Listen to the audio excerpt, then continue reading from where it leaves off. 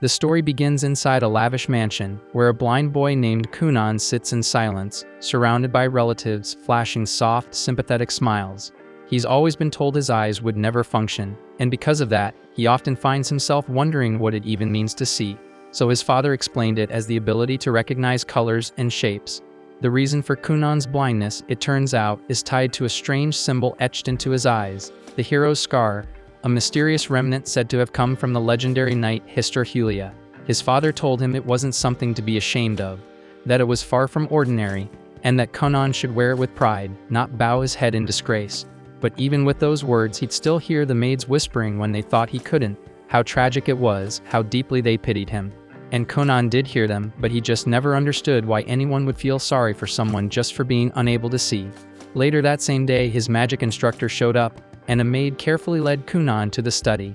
On the way there, he asked her if there was even any point in learning magic in the first place, so Iko gently told him it'd be a shame to waste such potential. After all, he was born with a water crest, and that was no small thing. It meant he could wield magic, a rare and valuable gift, so it's something to be proud of.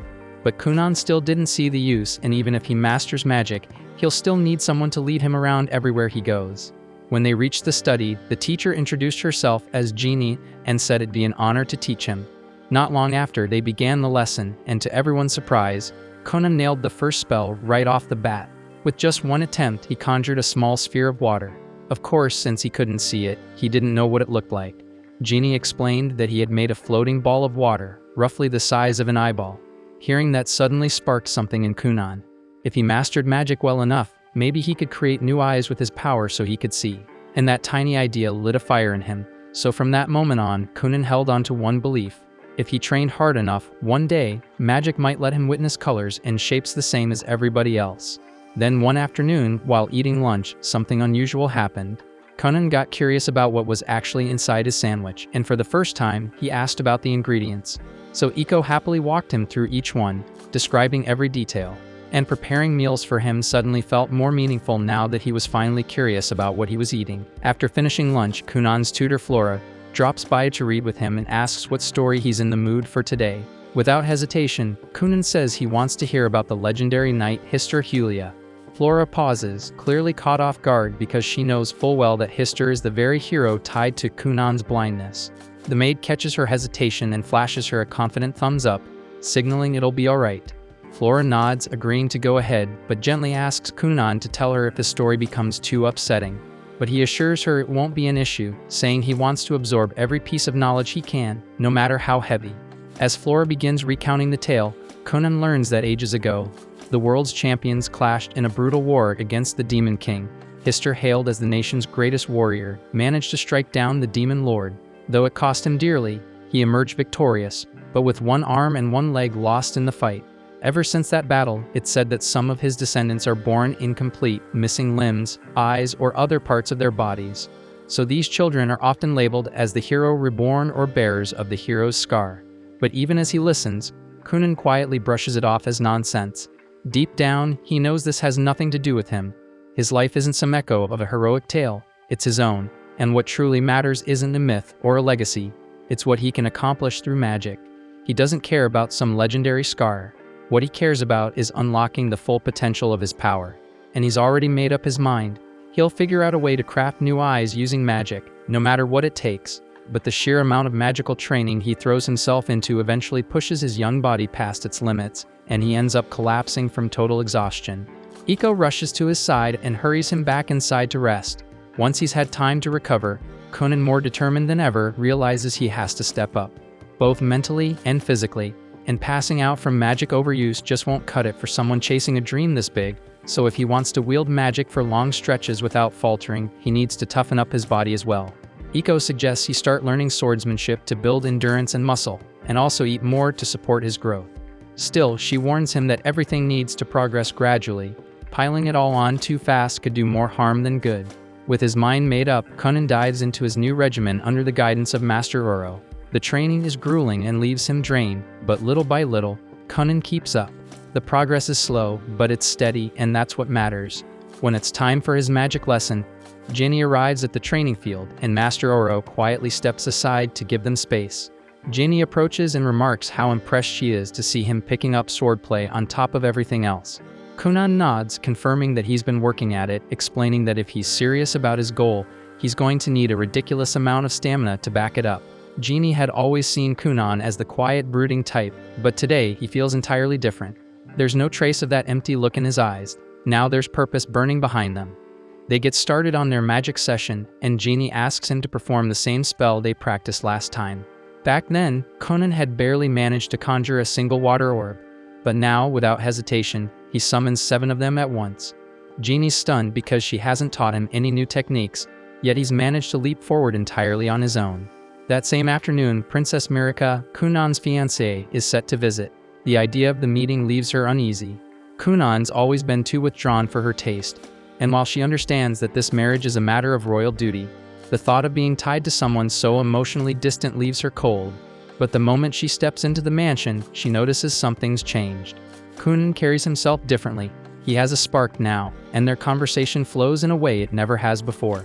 He even shows off his progress in water magic, and to her surprise, she finds it genuinely fascinating. They spend the entire day together, and it turns out to be a surprisingly lovely time. On the carriage ride home, Mirika can't stop herself from blushing, her mind drifting back to the way he spoke, the way he smiled, and for the first time, she actually looks forward to seeing him again. As for Kunan, the encounter leaves him quietly reflecting.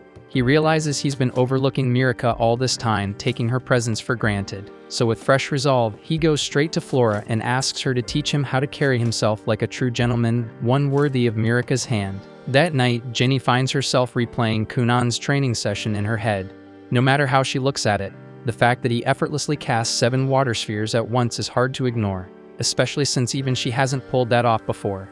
It's becoming painfully obvious that Kunan has already mastered the fundamentals of water magic, which leaves her with almost nothing new to teach. Still, she needs to keep earning her paycheck, so she decides it's time to shift her teaching strategy.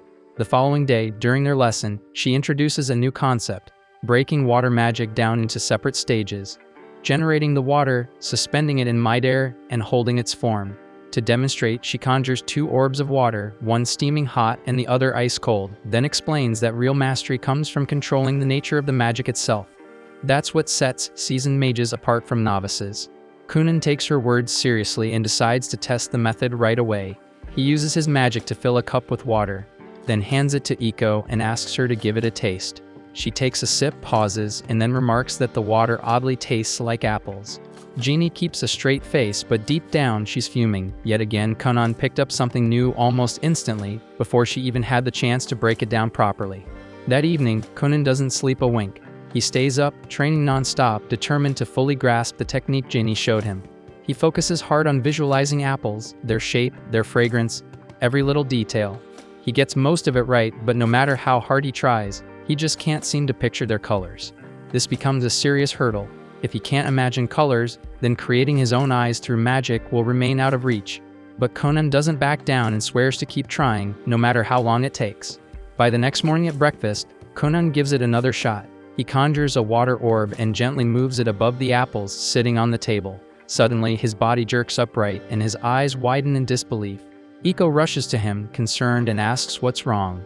But Kunan's expression shifts to excitement as he blurts out that he can see colors. At first, Iko assumes he's just imagining things, until he points to the fruit bowl and accurately calls out 2 green apples and 3 red ones.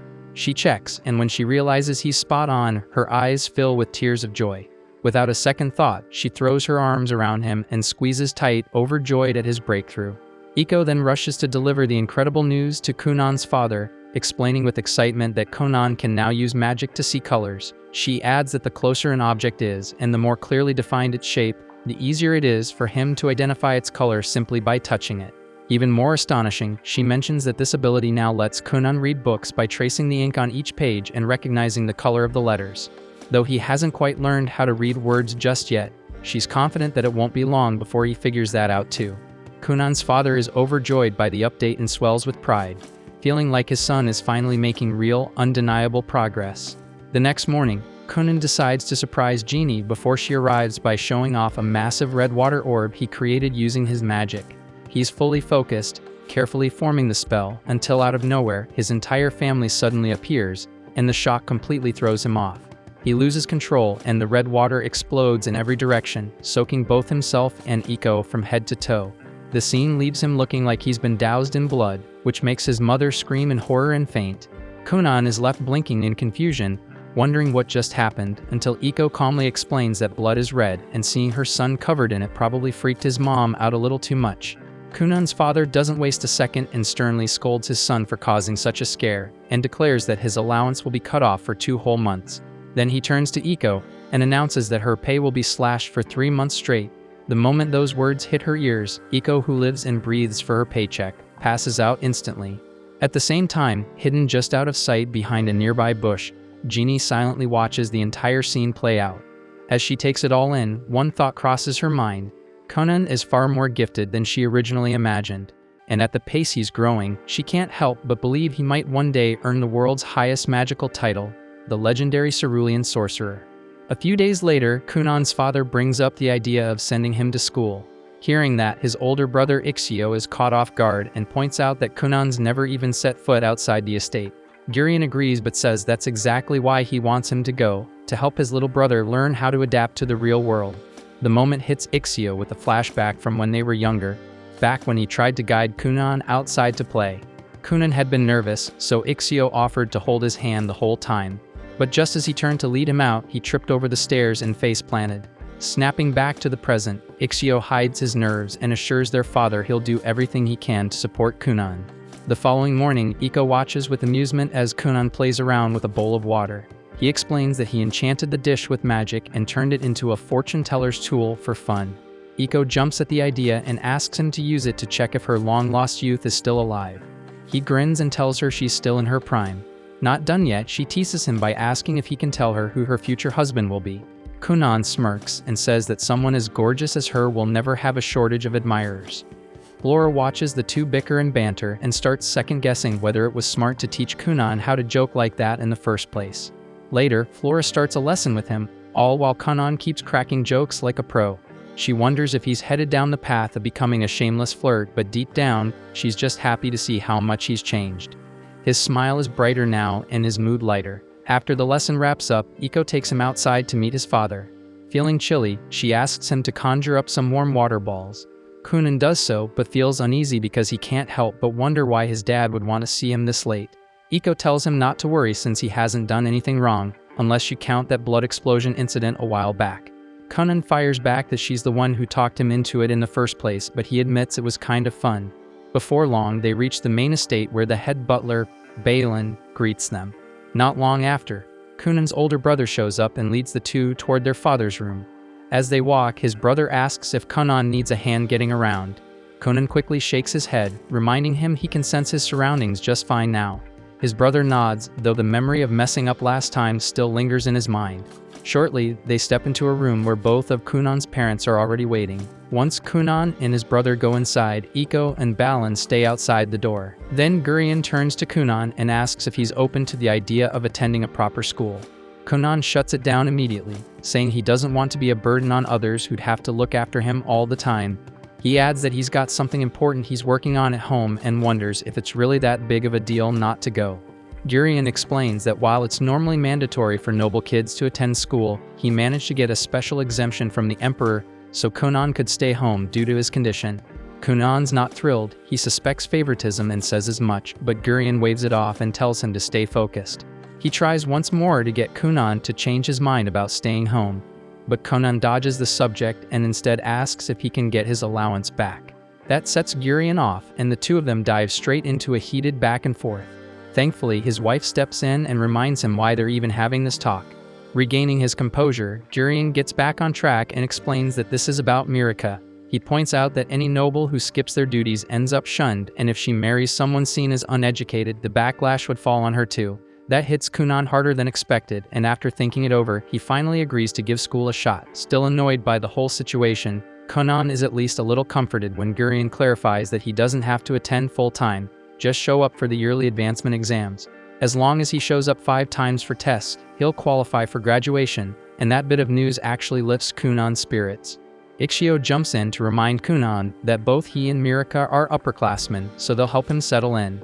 His mom perks up, excited at the thought of getting her son's uniform ready. She calls Iko, and the two of them head out to get Kunan's measurements, with Ixio trailing after them. Urian stops him just before he can leave, warning that some nobles might give Kunan and Mirika a hard time at school. Ixio takes the hint and assures him he'll keep an eye out and support his brother as best he can. The following morning, Kunan tells Mirika he's decided to enroll. She lights up, clearly happy that they'll get to spend more time together. Kunan admits he's a little nervous about being in a brand new place, so she tells him not to worry, she'll make sure he's taken care of. He thanks her but can't help thinking that they might stir up some drama with her fanboys.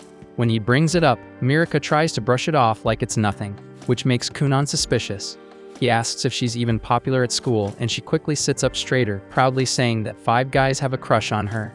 Kunan just sighs, realizing he'd better brace himself for dealing with some jealous punks. Afterward, Kunan slips into his uniform, getting ready for his first day at school. As he steps outside toward the carriage, Iko can't help but gush over how good he looks, and Kunan fires back with a smug joke about his irresistible charm before climbing into the carriage. But right before they set off, he casts a water-based spell to coat the wheels in a soft gel. After saying goodbye to his family, Kunan finally heads off toward the city. While they're on the road, Ixio notices how smoothly the carriage is gliding over the rough ground. Kunan explains that he created the spell to absorb all the bumps, pointing out that no one wants to deal with back pain just from a ride to school. Feeling proud of his handiwork, he wonders if becoming a magical technician might not be a bad career down the line. Ixio then checks in, asking if Kunan's nervous, but Kunan shakes his head, saying he's a lot stronger than he used to be. He thanks Ixio for all the support over the years and apologizes for being a burden when his condition was at its worst. He also tells his brother to let go of the guilt over that accident, saying it's in the past now. Ixio's caught off guard, but Kunan stays firm and says that he's ready to keep moving forward, no matter how rough the road gets. Ixio smiles, seeing just how far his little brother has come from those darker days. But then Kunan suddenly takes it up a notch, boldly claiming that he'll live longer than the whole world just so he can enjoy life to the fullest. Ixio blinks, wondering if this new attitude has Iko's fingerprints all over it. As they approach the school gates, Ixio is once again impressed when Kunan accurately senses the people nearby.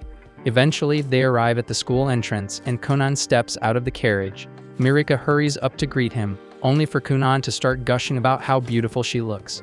She chuckles and throws his teasing right back at him, leaving Ixio watching in stunned silence. When Mirika turns to guide him inside, Kunan doesn't move right away. She looks back, a little puzzled, but Kunan is focused, listening closely to the dozens of voices echoing inside the building.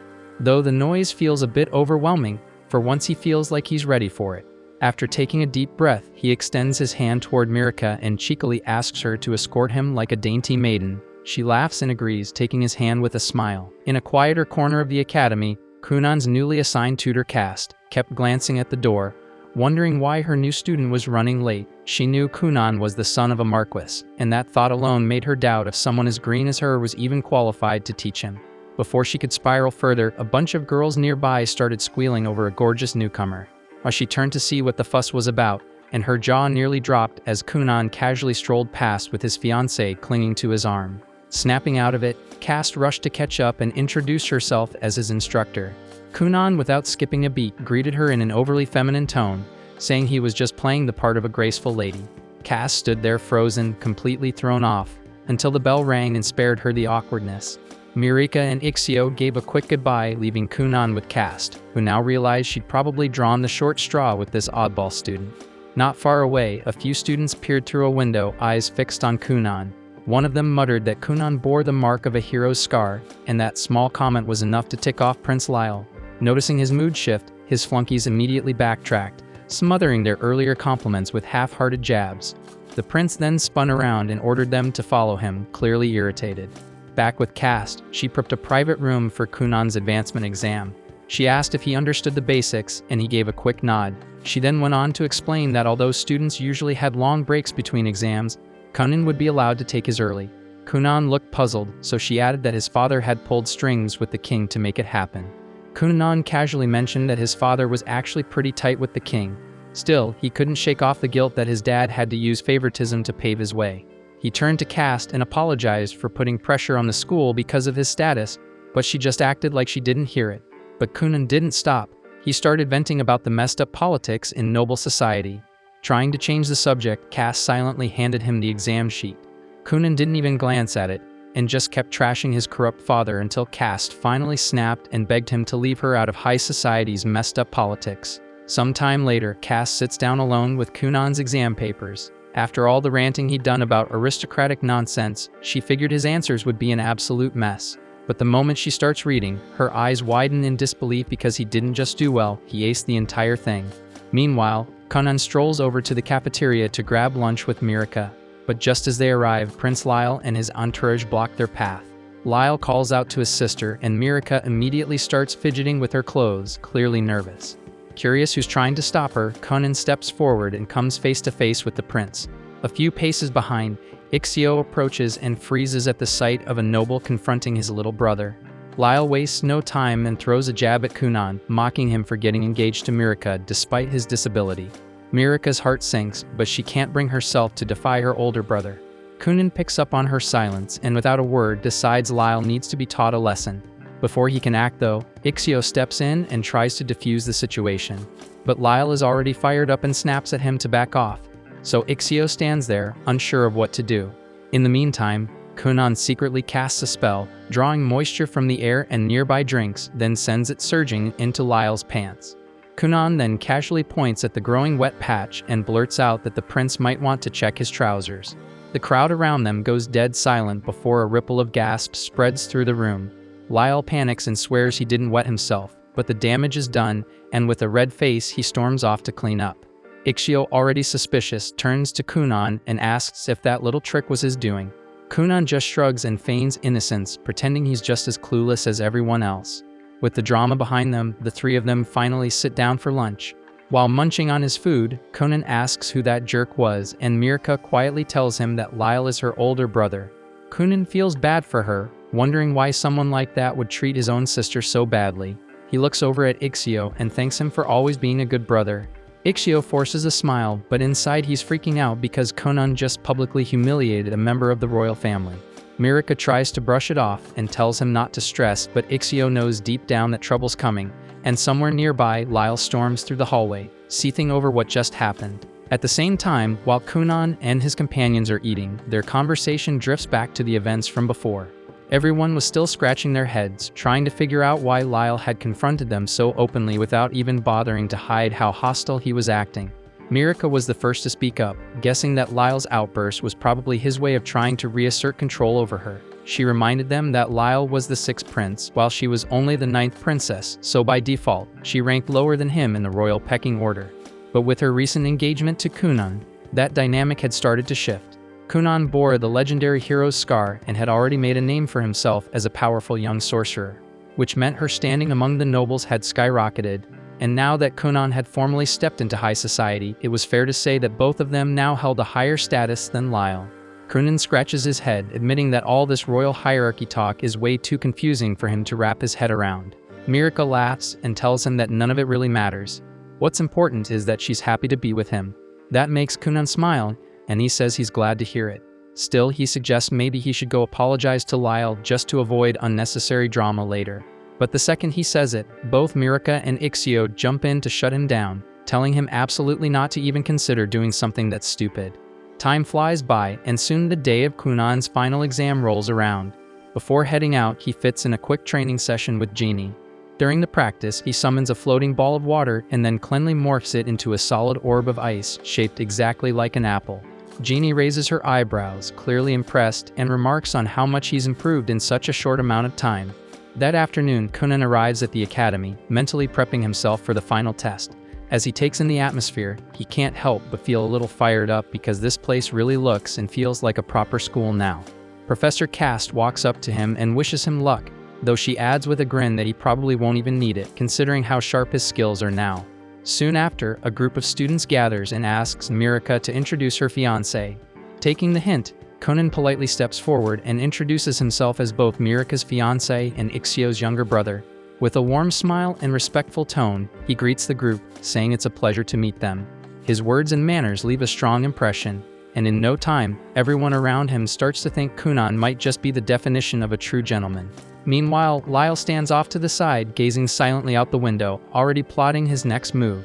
His scheming is cut short when a few students call out to him, telling him to hurry because the final exam's about to start.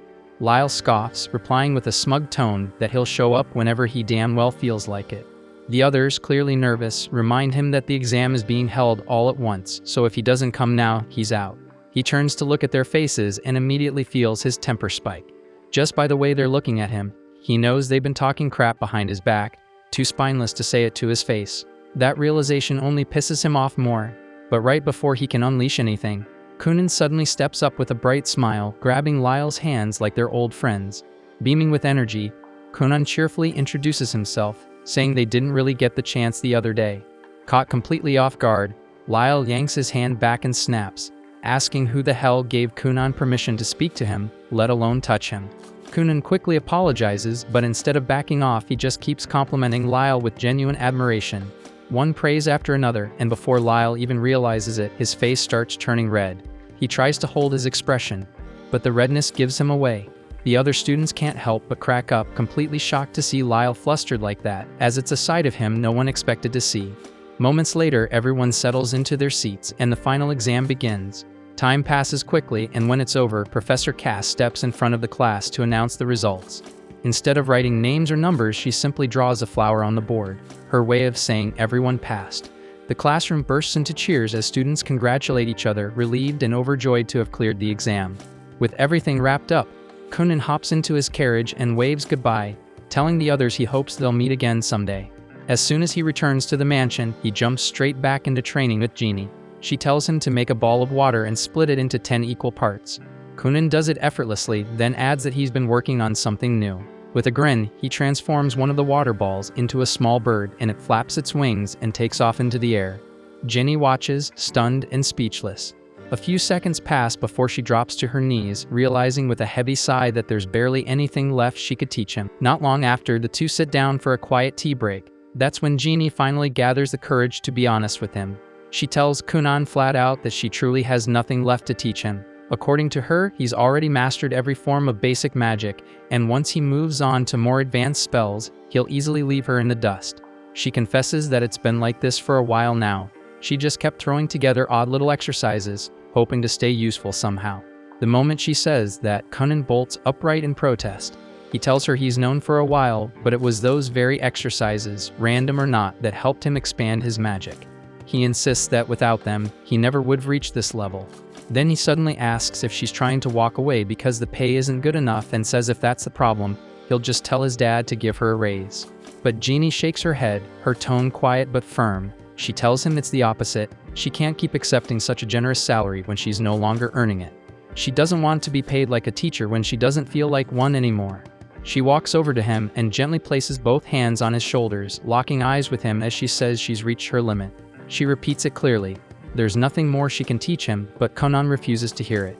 He begs her to keep making those exercises, even if they're just smoke and mirrors meant to fool him into thinking he's learning. He says he doesn't care if they're fake. If it helps him grow, then it's more than enough. Still, Jenny doesn't flinch. She meets his eyes and tells him plain and firm that she just can't do it anymore. After saying that, she turns her back to him and walks away. As she makes her way home, she thinks about everything Kunan has accomplished, the talent, the drive, the things she never imagined a kid could pull off. Then something sparks inside her. A fire she thought had long gone out suddenly ignites again. If Kunan can aim to become the cerulean sorcerer, then so can she. There's no way she's letting herself get left behind by her own student. It's not too late, not for her.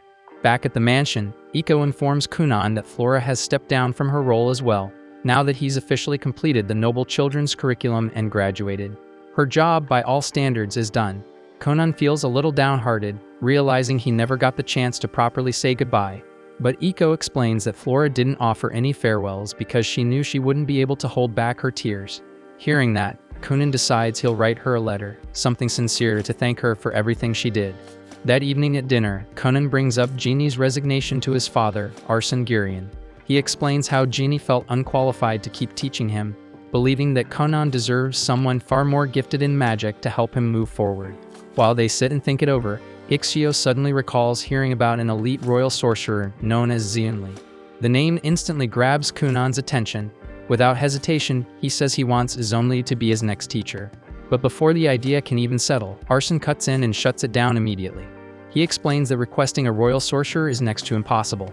Those mages operate directly under the crown and don't take private students. They're too important to leave the castle and almost never accept outside requests.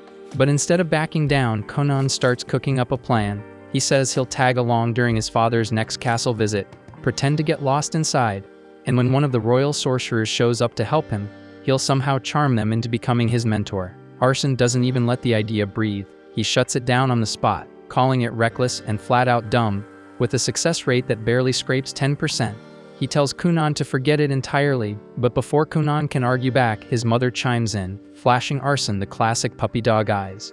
That's all it takes. Arsene folds instantly, groaning as he agrees to bring it up with the king and see what can be done.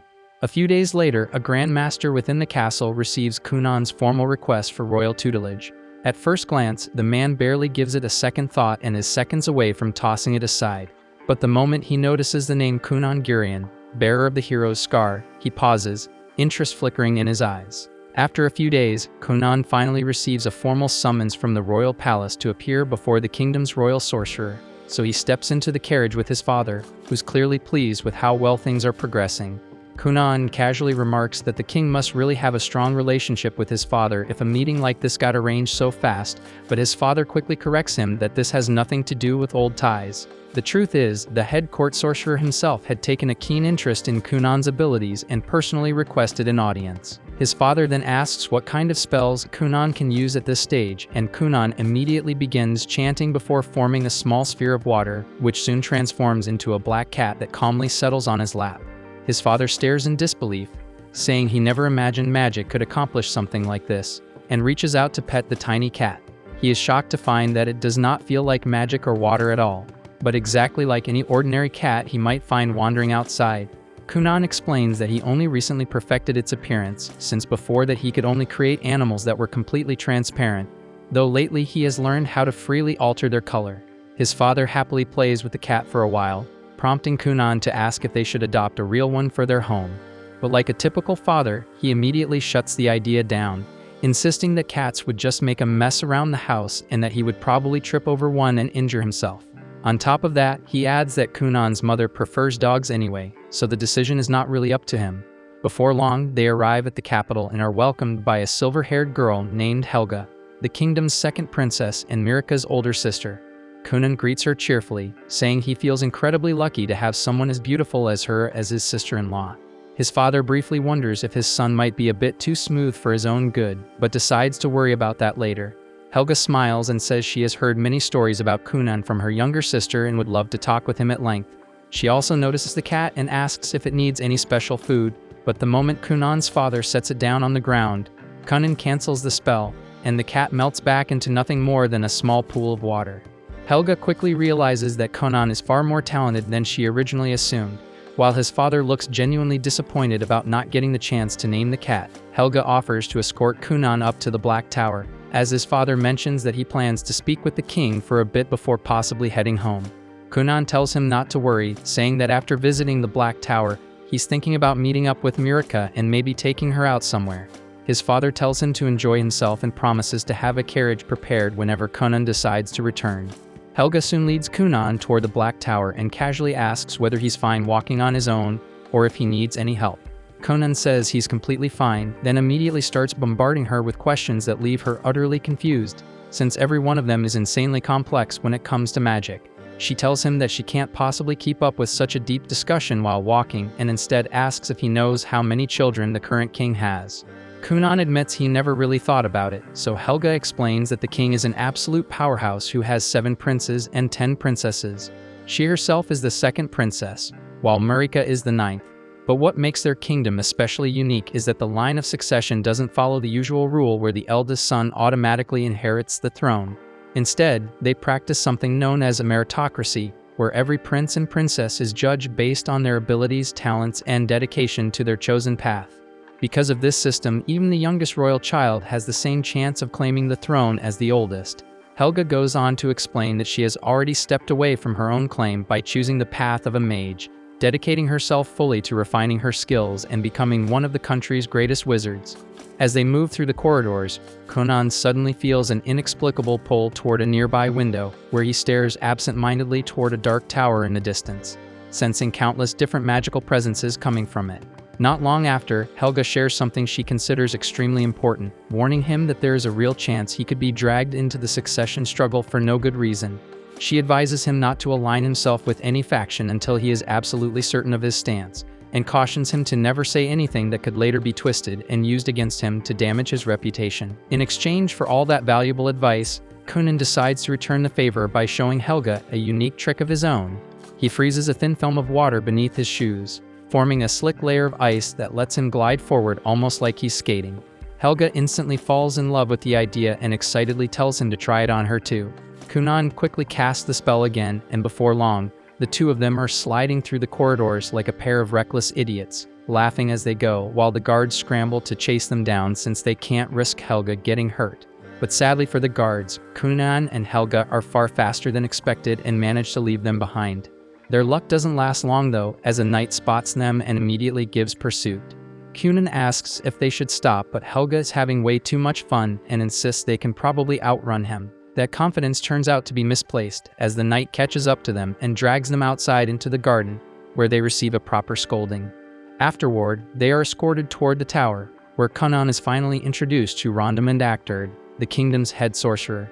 Just standing before him makes Kunan feel small, and he realizes just how vast the world truly is. He had thought Helga's magic was impressive, but compared to Rondamund, it feels like she's on an entirely different scale altogether. Rondamund immediately asks if Kunan was born with a water crest, and Kunan confirms it, though he admits he doesn't really understand much about crests in general. Rondamund explains that there are 7 types of crests a mage can possess, each tied to a magical affinity such as fire, water, earth, wind, light, darkness, and foul. On top of that, each crest is ranked from 1 to 5 stars, making Kunan's 2-star crest a fairly common case. Helga adds that she herself is also a 2-star wind mage. Kunan quickly gets it, joking that he can feel the difference immediately, saying that he and Helga are like American processed cheese, while Rondamund is more like an artisanal wheel of aged Parmesan. Rondamund agrees that the comparison works well enough and then reveals that his own crest is actually 4-star. Right after that, he leads them down to the training grounds below and tells Kunan that he plans to test him a little to assess his magical ability. Kunan feels a bit nervous, wondering if passing this test might mean gaining a royal mage as a tutor, but he doesn't get much time to dwell on it, as Rondamund immediately calls over an older student who also serves as a royal mage and instructs him to display his water magic. The mage chants his spell, and in an instant countless droplets of water bloom into the air, forming an intricate, shimmering pattern. Rondamund turns to Kunan and calmly tells him to overpower the boy's magic with his own. Kunan immediately recalls what Genie once explained to him, that his talent isn't limited to creating water, but also extends to manipulating any water already present around him. Up until now, that has never been an issue, but he has never once tried to seize control of water created by another mage. He realizes that Rondamund has casually thrown him into a situation neither he nor Jenny ever considered, forcing him to adapt on the spot. With no time to hesitate, Kunan decides to try anyway and pushes his will toward the silver-haired mage's water. At first, it feels like it might work, but he quickly hits a wall as the droplets begin to resist, firmly held in place by the other mage's magic. Rondamund watches closely, clearly intrigued by what might happen next. Kunan refuses to give up, pouring all his strength and stamina into the attempt to force control. To everyone's shock, Kunan manages to tear 2 of the water spheres away from the seasoned mage before the spell is finally shut down.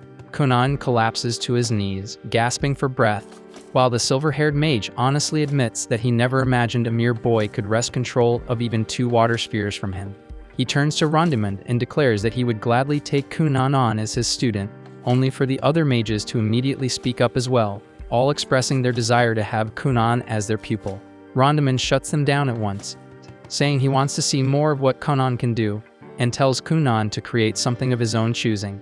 Kunan immediately shapes his water magic into a trampoline, and without hesitation, Rondamund jumps onto it, bouncing around like he's having the time of his life. The other mages quickly line up, eager to try it themselves, wanting to understand how it works and whether they could replicate it. Rondamund, however, tells Kunan that he wants him to stay the night at the castle so they can further explore the limits of his abilities. Kunan apologizes and explains that he already has plans, since he has a date with Mirika and needs to take her out to dinner that evening. Right then, Helga asks if he can create any other animals with his magic or even humans. Kunan answers that he can do both and immediately forms a human-shaped doll made of water magic, modeled after his maid. It isn't fully perfected yet, so the figure is still slightly translucent, and he hasn't fine-tuned the movements either, which makes it a bit awkward for now. The young mage then asks if the doll can actually do anything, and Kunan brings up the time he tried to make one fly, though it didn't go over well since the doll ended up looking pretty stupid while doing it. Rondaman instantly takes interest, leaving Kunan no choice but to demonstrate. He starts messing around with the doll, sending it flying back and forth through the air repeatedly, which ends up scaring half the people in the castle. This earns him yet another scolding, followed by a round of apologies from everyone involved. Before long, the sun begins to set, and Rondaman tells Kunan that he has officially passed the test and that he will personally assign him a sorcerer to help refine his control over magic. Kunan is thrilled by the news and rushes to tell his father, who is far less pleased after hearing that his son has already caused trouble twice in just a few hours. He scolds Kunan for being reckless with his magic before storming off. Not long after, his father leaves to return to their mansion, leaving Kunan behind with Helga. She quickly realizes that Kunan needs to head to Mirika or he'll end up late for dinner. Helga suggests that they use magic to get there faster, otherwise they won't make it in time, so they decide to try a little experiment. Kunan creates a large bubble of water, and Helga uses her wind magic to push it forward, sending them soaring through the sky like they're riding a magic carpet, reaching the area near Mirika's chambers in no time at all. Unluckily, Helga forgets to slowly ease off her magic and cuts it completely, causing them to plummet straight down. They end up getting caught by the knight Dario for the third time that day, who is visibly fed up and delivers yet another long lecture, while Mirika waits nearby in her dress, still expecting her Prince Charming to arrive. Mirika's a wreck, pacing like she's got a storm raging under her ribs, wound up tight and almost certain Kunan's ditched her.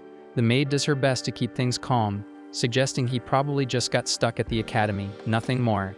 Thankfully, before the panic hits full tilt, a knock breaks the tension. The maid rushes to answer, and there stands a guard, announcing that Kunan's finally here and waiting outside for the princess. But when she turns around again, she gets shocked to see Mirika already sprawled on the couch, sipping her tea as if nothing happened, cool as a queen who hadn't just been spiraling 2 seconds ago. Before the maid could even open her mouth, Mirika had already slipped out the door, power walking her way straight to her fiancé. She spotted Kunan waiting at the bottom of the stairs, where he immediately apologized for showing up late, then hit her with some smooth talk, saying the moon looked stunning tonight, despite being blind as hell. He reached for her hand, which she gave with a soft smile, and just like that, he led her to his ride and whisked her off to a high-end restaurant. Once they stepped inside the place, the staff wasted no time offering them some overpriced sparkling water, fancy stuff only people with actual money would entertain. Not that it mattered, because these two weren't exactly scraping coins. As they settled in and started sipping, Mirika's maid quietly observed Kunan's polished posture and the way he carried himself. Pure noble vibes.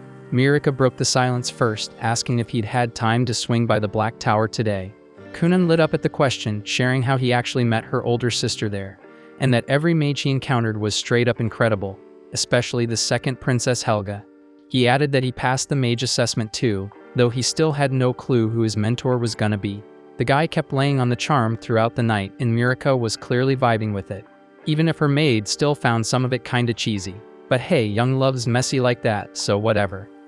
After dinner, Kunan hit her with something bold. He gently held her arm and told her that while this kind of dinner might only happen once in a while for now, but after they got married, he'd make sure every damn night felt just like this. Even the maid, who usually rolled her eyes at this kind of thing, was caught off guard. Maybe those hours spent watching overly dramatic romance clips online weren't such a waste after all, because even she had to admit, Kunan might not be such a cringelord after all. Mirika kept her composure like a proper noblewoman, calm and graceful the whole way back, until the door shut behind her. The moment she stepped into her room, all that elegance vanished. She spun around and collapsed onto her bed, giggling like a kid, heart racing as she replayed everything Kunan had promised her, and she couldn't stop smiling. A couple days later, Kunan made it back to his mansion. He was tucked away in his study, busy scribbling down a report when Iko's voice rang out from the yard. She was knee-deep in laundry and called out for a hand. And right away, Kunan raised his hand and whipped up a bubbly storm of enchanted water that blitzed through the grime in seconds. Iko gave him a quick thanks, but Kunan just sighed, saying he was in the middle of wrapping up that report and now it'd be delayed. Iko rolled her eyes and told him to quit being such a shut-in bookworm, but Kunan explained that he needed to get it all down while it was still fresh in his head. Iko shot back that nerds don't get girls, and if he kept hiding from the sun like some cave troll, he was going to end up short and scrawny. Kunan paused as the brutal truth hit him that girls really do go for tall guys. But Iko leaned in with a teasing smirk and said she'd still pick him as long as he was packing heat where it counts. They ended up chilling under the shade of some drying linens, and Kunan casually asked if a reply had come from the Black Tower yet. It was still radio silence, and it looked like they hadn't picked his tutor. But just a few days later, like magic, a letter showed up. To his surprise, the letter revealed that none other than Zunli, the devilishly charming archmage himself, had been assigned as Kunan's mentor. Kunan wasn't sure what to think. He'd only ever heard stories about the guy from his mother. But Iko is fangirled hard, swearing up and down that Zunli was the hottest man alive, and immediately started spiraling about her weight and hair, panicking over how she'd look if she accidentally bumped into him. Meanwhile, over at the castle, Helga paid Mirika a visit and casually dropped the news that Zunli had been selected to teach Kunan.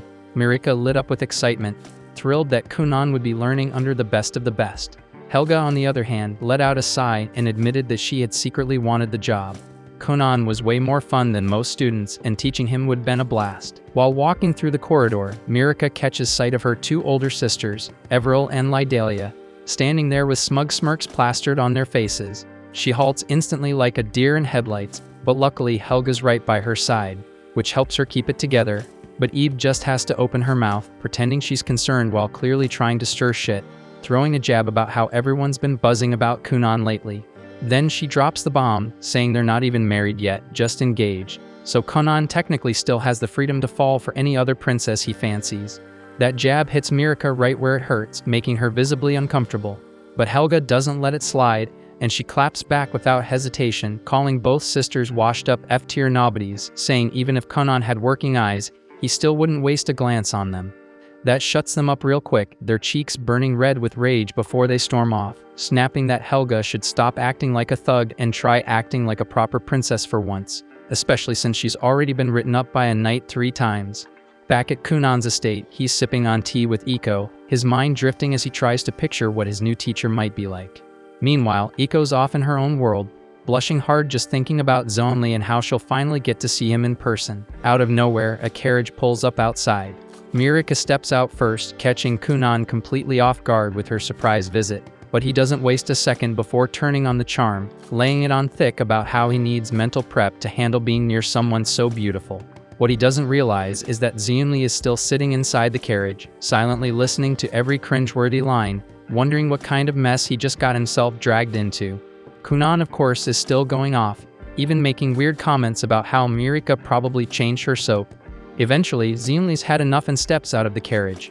Kunan freezes and instantly picks up on the overwhelming shift in presence and knows without a doubt that this man is Zunli. Iko, meanwhile, is having a silent meltdown, but Kunan's too focused on the pressure rolling off Zunli like a storm cloud. His magical aura alone is enough to rattle anyone, and Kunan instantly knows that this guy isn't just strong. He's on a whole different level, leagues beyond any mage Kunan met at the Black Tower, and he might even be stronger than the Grand Master himself. Mirika notices the look on Kunan's face and asks him if something's wrong, but he brushes her off and steps forward to greet Zunli, introducing himself properly. Zunli casually shrugs and says he couldn't care less, making it clear he has zero patience for bratty kids. Iko, meanwhile, is baffled how a mage can be this damn rude. Yet somehow that bookworm brain of hers finds it kinda attractive. Zunli doesn't sugarcoat it. He flat out says he never asked for this babysitting gig and that the Grand Master basically dumped it on him. Kunan, unfazed, just shrugs it off and says they're all stuck playing along with the rules of politics and seniority, so what choice do they have? Dario takes that moment to introduce himself properly as Mirika's personal guard, while Kunan gives him a quick apology for all the chaos he stirred up earlier. They eventually gather for some tea, but Zunli's clearly not thrilled, especially with how Mirika and Kunan keep tossing flirty remarks back and forth.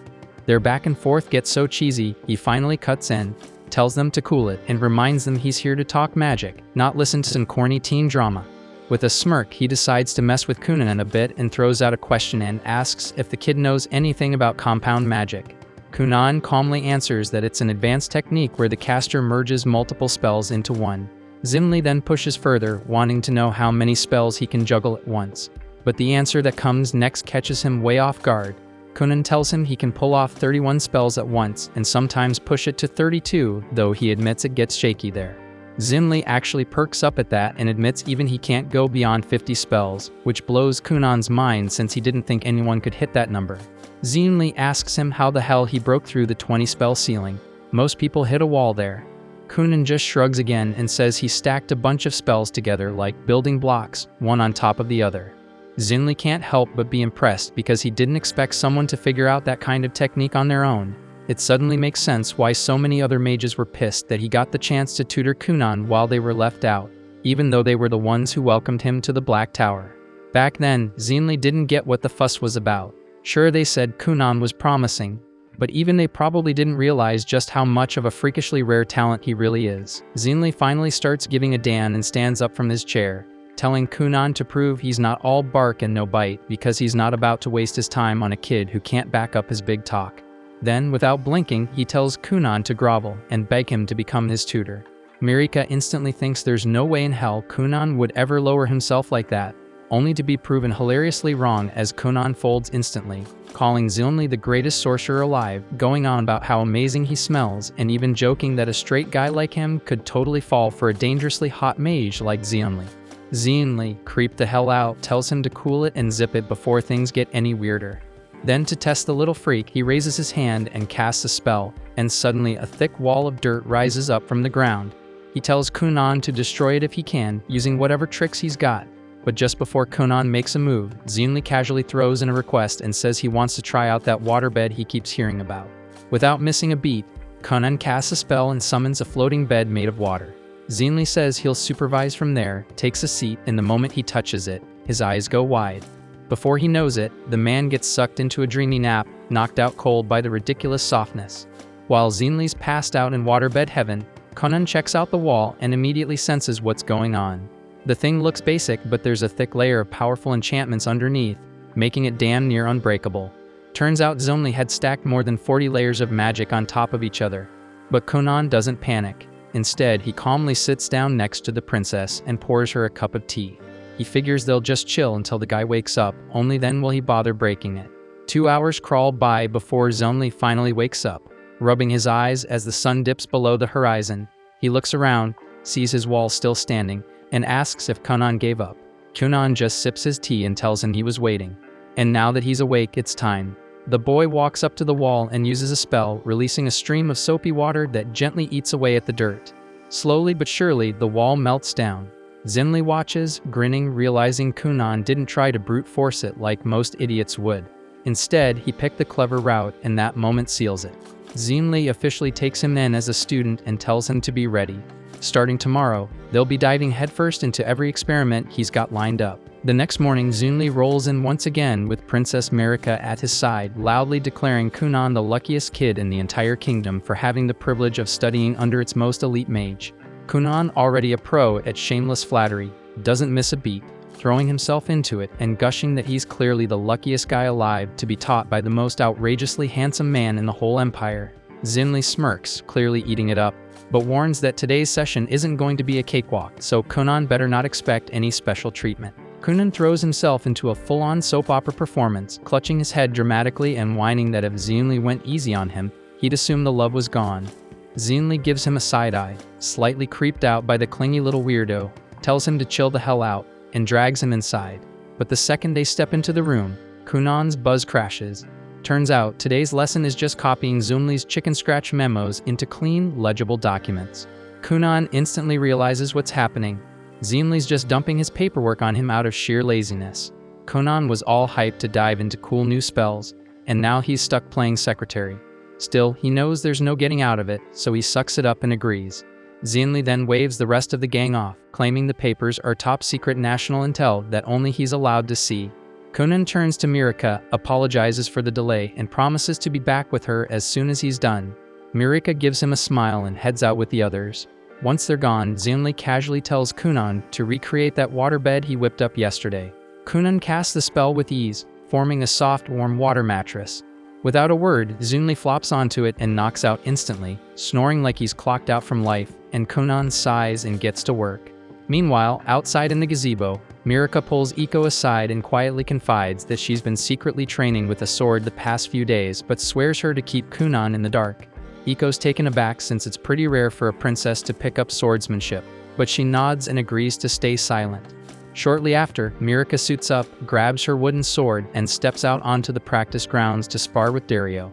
It's obvious she's still green, but she's picking things up fast, driven by a fierce desire to improve.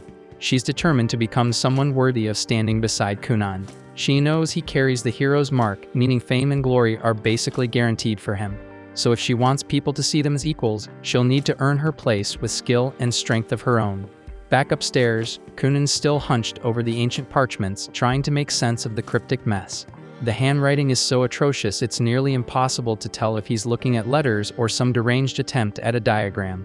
While he's in the middle of wrestling with one especially indecipherable memo, Zunli finally stirs from his nap, looking fully recharged. He glances over at Kunan and asks how far along he's gotten. Kunan replies that he's about halfway through, but instead of getting a pat on the back, Zunli fires off a jab, saying even a blind guy could work faster than him. Kunan fires right back, saying anyone would go blind trying to read that garbage. He says Zunli's handwriting is so bad even a mud-covered worm smeared across the page would look more legible. Zunli scowls and tells him not to insult his masterful script by comparing it to lowly insects, but Kunan just shrugs and warns that he's definitely sending an invoice for all the unpaid labor he's been stuck with. Zunli tells him not to get cocky, that this is part of his training. Kunan looks confused until Zunli explains that reading from a book gives temporary knowledge, the kind that fades over time. But when your brain struggles to interpret something, and your hands physically write it down, the info sticks deeper, it becomes knowledge that's harder to lose. Kunan finally understands the point, giving a quiet nod as he realizes this roundabout method is still a form of training, even if it feels completely ridiculous. As evening rolls around, Zunli gets ready to head out again. He tells Kunan to make sure the rest of the work's done before his next visit. But just before he steps out, Kunan stops him and asks about some weird-looking markings on one of the memos, and they kinda look like a spell. Zunli pauses, thinking it over, and says it'd be faster to show than explain. He tells Kunan to swing by the capital next time, and he'll demonstrate it in person. Kunan lights up at the idea and immediately spins toward the princess, promising that he'll see her again soon. The following morning, Kunan makes his way back to the capital and gears up to enter the Black Tower once more.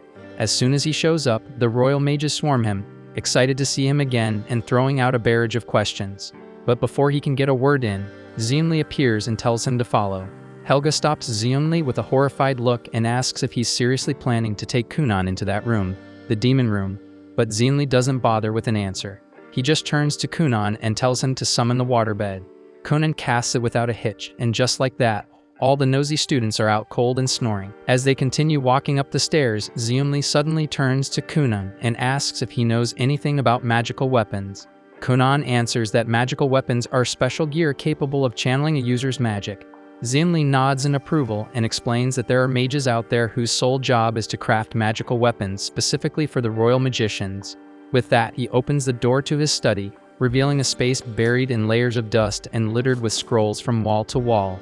Kunan's eyes light up, practically buzzing with excitement as he dives into the mess, flipping through scroll after scroll, stumbling across tons of spells he's never seen or tried before. As he digs deeper into the pile, he finds a rare magic book, one that's only handed out to elite royal mages, and proudly announces that he's about to pull some good old-fashioned nepotism to get his hands on it. He spins around, grinning, and tells Zunli that he wants to stay here forever. Zunli chuckles and tells him he doesn't need to live there because one day, the whole place could be his if he wants it. Then he shifts focus to a box in the center of the room, explaining that he's been developing a magical device for months, and the diagram Kunan saw yesterday was actually a blueprint of that very invention. Kunan steps forward and opens the box, only to find nothing inside. Baffled, he looks up at Zunli and asks what this thing is even supposed to do. Zunli explains that he's working on a machine that can give people whatever they want without lifting a finger. For example, if someone wants an apple, the machine would produce it. Kunan's eyes light up again, saying he'd love something like that but with pancakes instead. Zunli nods and says that with Kunan's water magic, they can finally begin testing and maybe even release it to the public. He says his earth magic can handle the outer framework while Kunan's water control is perfect for crafting the delicate internal mechanics. Kunan realizes this thing might actually be a game changer and agrees to team up with him on the project. Not long after, they head downstairs for lunch, where the headmaster of the mages starts chatting with Kunan about a legendary school of wizardry and witchcraft, a place where mages from every corner of the world gather to study. Kunan's never even heard of it, and the idea gets him hyped, but Zunli tells him not to get ahead of himself. Only mages who are at least 12 years old are eligible to apply, and since Kunan's only 10 right now, there's nothing he can do yet. 2 years fly by since that moment, and the day finally comes for Zonli to put Kunan to the test. They stand before Mirika and the others, and Kunan braces himself, ready to respond to whatever Zonli's about to launch at him with his water magic. Zonli gives a knowing smile and fires off a flurry of earth spikes, hurtling straight at Kunan. Without missing a beat, Kunan combines multiple spells, forming droplets of water that absorb the impact and bounce the energy back in the form of a crashing wave that breaks right at Zonli's feet. Zonli grins and declares that Kunan has passed. And Kunan, now glowing with pride, is absolutely thrilled with joy hearing the words he's worked so hard for. After that, they head back inside the house where Aiko brings out a magic pot that instantly produces a freshly baked pie using nothing but magic. Mirika takes a bite and says it tastes like it just came straight out of the oven. Even Kunan admits that their invention has clearly been a massive success in the market, though he can't help complaining that he hasn't seen a single coin from it, with all the profits mysteriously ending up in Zonli's pockets. Later on, inside the study, Mirika looks around and points out that Kunan and Zonli have already worked together on more than 5 successful magical devices. Kunan adds that another one is currently in progress and that they've also published 5 new magic theories in their latest magic manual. Zonli turns to him and tells him not to worry about the unfinished device anymore, reminding him that he'll be turning 12 this spring and should start preparing for magic school. At first, Kunan flat out refuses to leave, insisting that Zonli is the only teacher he needs, but Zonli explains that as an earth magic user there's a limit to what he can teach him about water magic. On top of that, the world is vast, and the magic school is filled with incredibly powerful water mages. Kunan still hesitates, but Mirika gives him the final push, telling him to go out and become a great sorcerer. She promises that by the time they meet again, she'll have worked on herself too and become a woman worthy of standing beside him. Later that night, after saying his final goodbyes to Zonli, Kunan returns to his study and reflects on the past few years. He realizes that he's grown so used to sensing the world without using his eyes that he completely forgot his greatest dream, to create a pair of functioning eyes for himself. He understands that the only way to make that dream a reality is to grow stronger as a mage, and that can only happen if he's trained by a true water magic specialist. Several days pass as Kunan becomes consumed by the obsession of creating real eyes. He experiments non-stop, failing over and over again. Then one quiet morning, it finally clicks. He realizes he's been overthinking everything, chasing overly complex solutions when the answer was actually simple. All he needs is a mirror, something that can reflect the world and transmit that image directly to his brain, so he can comprehend what he's seeing. With that idea locked in, he immediately gets to work. And before long, he opens his eyes for the very first time in his life and takes in the scene before him. Tears begin to fall, another first, then he slowly walks around the room, staring at the books, then moves toward the window to see his own reflection. And that's when he notices a massive insect monster standing silently at his back. Thanks for watching. If you enjoyed the recap and are excited for the next episode, make sure to like, subscribe, and hit that notification bell so you don't miss our daily recaps.